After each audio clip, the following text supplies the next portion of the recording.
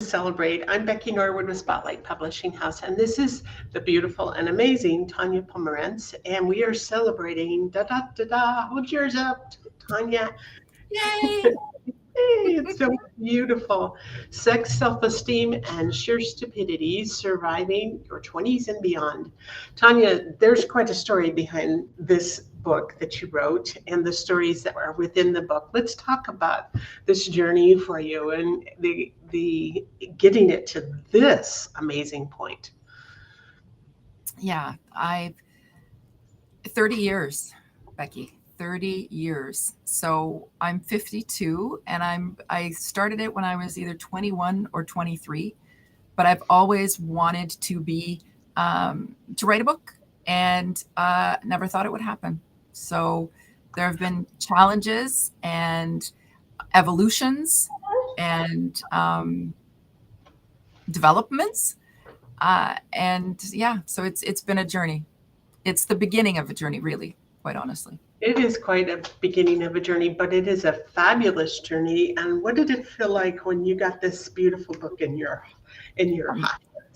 Not gonna lie, there were tears. There were tears. There were tears when I got the book, when I got a text message from my husband with him holding the book like this. Oh, And I was like, oh my gosh. And then when I came home and I opened up the box and I saw and I felt it, I was like, there were some, cries of joy, some exclamation, and incredulousness. yeah, Yeah. and the fact, the knowing that you did it, you finally did it, and Yeah. it is now a different point in your life because you accomplished something that you've worked on for many, many years, 30 years. And in the pages of this book, what is your overall theme and what is the story behind the story? It really is about, honestly, sex, self-esteem, and sheer stupidity. That really is it, because when you have a severe lack of self-esteem, as it was for me, you And make really stupid decisions. yeah, And invariably, it ended up with me. Can I just be bold? Can I just like put it out on the table? yep. It ended up with me finding my sense of self in whether a man was attracted to me, um, and if I could have sex, that means that I was good enough for him. If somebody wanted me to have sex with, I was good enough. Do you know, having been a single for over 20 years, as a single mom, I know the journey all too well. I really do. And and you said you translate sex with love. Yeah, You're loved, yeah. and it does not mean you're loved because men like that's the thing they like to do. Yes, yes. And you know what? There is a great quote in here that I wish I could have put my little bookmark in. But it's basically, sex is the consolation prize. Oh yeah, here. Sex is the consolation you have when you can't have love. And that's by Gabriel Garcia Marquez. I wanted love. I Hmm. wanted somebody to love me. I was lonely. I never thought I was good enough. I never thought I would have the love relationships that I would see other people having. I truly, truly know that.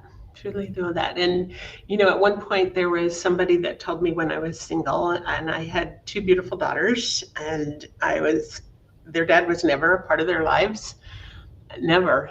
And somebody said, well, you need to just give up on this. There's no good men out there. And I looked at that person and I said, you know what? That is a bunch of bull. I said, I'm a good woman. And just because I haven't found a good man yet or the right one for me does not mean they're not out there. I just haven't found it. It hasn't come to me yet. But I said, that doesn't mean, you can't say that, because that's equating to that I'm not a good woman, you know? That's And right. that's how it felt to me at that time. Yeah. Yeah. It's not a reflection of somebody if they are single. It's not. It's just timing Right. and luck. Yeah. Yeah. And you did meet the right one for you, as did I. I Yeah, we're very lucky. We're very, very lucky. And I don't take a minute of my life and my relationship for granted at all, at all. And you know, people can read about that and understand where this journey went. And I was all about sabotaging the relationship and everything, because of a lack of self-esteem. And I made really, again, I chose not to have a child because I didn't want anybody to feel the same sense of ugliness that I did, and that same pain and hurt. And I also thought, man, if I get, if I have a child, I'm going to get pregnant and I'm going to lose my figure. And I that's honestly all I thought I had to offer. Hmm. Wow. So Bruce Springsteen plays a big role in this Yes. beautiful book, and I know you have this. He's been kind of that amazing thing for your life. You've related to many of his songs. Let's talk about that part of the journey. He's been a part of it since I was 14 years old.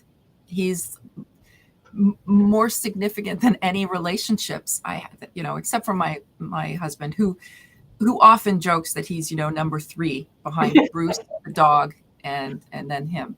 Um, but no, he's been incredible. And one of the lines that I quote and I still feel strongly is, I drive all night just to buy you some shoes and to taste your tender charms.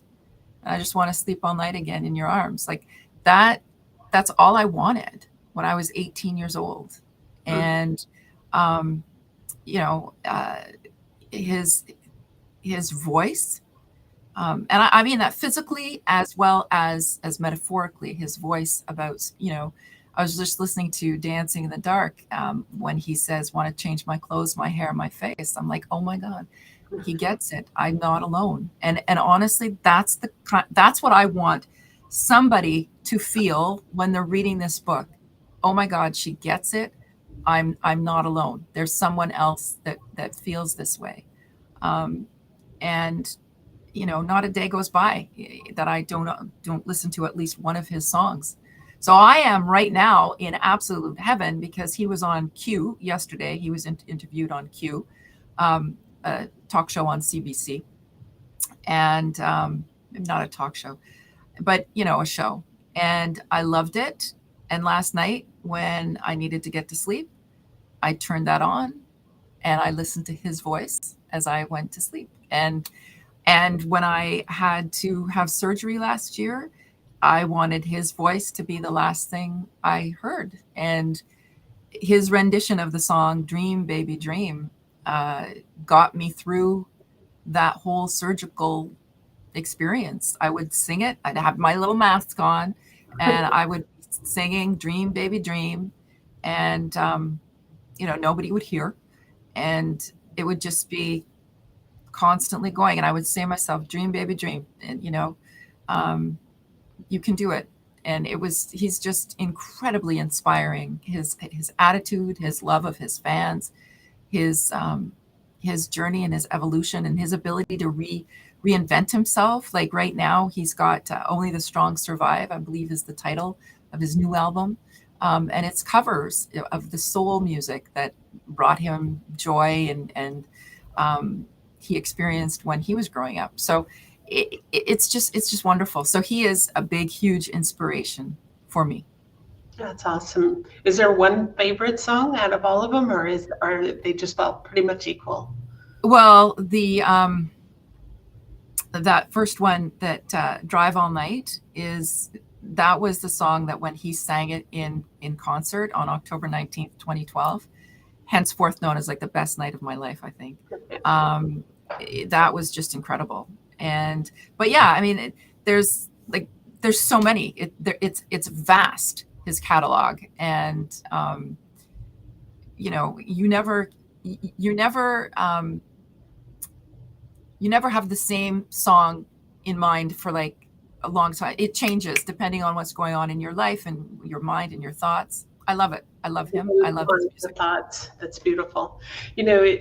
This book, it's so authentic. It's so raw. It's so vulnerable, and it also has an incredible amount of the wisdom that you've gained through your journey that are in the pages of this. And I really feel like you could turn this into a really great platform for working with others that are going through the same journey. Even turn pages of it into a workbook type of thing where, you're really, really letting your light shine, and you're open enough, and you have the wisdom enough now through this journey that you've been, that the nuggets that you share throughout the pages of your book are the same nuggets that you will share with others that can help them to find that, because it's such a human experience. It is such a something that so many of us face, but we never talk about or haven't talked about. We think we're the only ones. We are not the only ones. You know, and to know that you're not alone on that journey is powerful. So Yeah, and I was just going to say that's why I wrote it. So to feel and it's dedicated to for everyone who has ever felt alone, misunderstood, and not good enough. yes, I lived my whole life feeling that way. I just loved that quote because I could relate to it, because that that's the way a lot of us grow up to feel, and we start maybe, for my situation, I had a very highly abusive situation as a child. And so you go into adulthood thinking that's normal. Yeah. And all you want is to be loved. And you really put yourself in a lot of the bad positions simply because you're just looking to be accepted and loved. And you don't realize and until when I wrote my book, it's called The Woman I Love. I had to learn to love myself before I could really attract the kind of man that I wanted into my life. And still, it's a journey. It's still a journey. There's always the trigger points, and so it's a constant vigilance to make sure that we really watch what triggers us, and that we pay attention to it and continue to lead in the best ways that we can. Yep, that absolutely. And it's that self-awareness that I think is crucial. If you do not have self-awareness, you don't know your place in the world. You don't know where you fit in. You don't know how you fit in with other people. You don't know how you're coming across, and how other people are perceiving you. And as they say, perception is reality. So there's a whole, I love this stuff. I love developing self-awareness and self-efficacy and self-regulation and all of that. Because I think that it's foundational to leading a life of healthy self-esteem. Very much. So what's next for you, Tonya? Well, we're going to have the launch party on Thursday. And yes, and we're going to make it a Zoomable kind of thing. I want to get my website up and going. And ideally, I'd like to see, I wrote down workbook because I thought that was a pretty cool idea. I've been told that people would like to hear an audiobook. So, and I was, because it is so raw and real and vulnerable, I think authenticity wise, it has to be my voice. Yeah, because of a book of this nature has so much richness and depth to it, and there's so much heart that is expressed throughout the pages. To hear it with your expression, nobody can enunciate the words in the way that you do. Nobody can really just give it that flavor but you. So, there's a lot to getting an audiobook done, and as big as this book is, it will take some time to get that recording. I would suggest a great recording studio, because doing it from your home, it's very difficult to do it right, and there's a lot of detail that goes into the files for it. But Yeah. I also feel, um, the other morning, I very seldom have the TV on, but the other morning was my husband had on the news, and then there was a clip with an author from New York that was talking about self-esteem and taking care of yourself and understanding, emotions and everything. And I really think that you should, look for as many media opportunities to be able to speak. Yeah.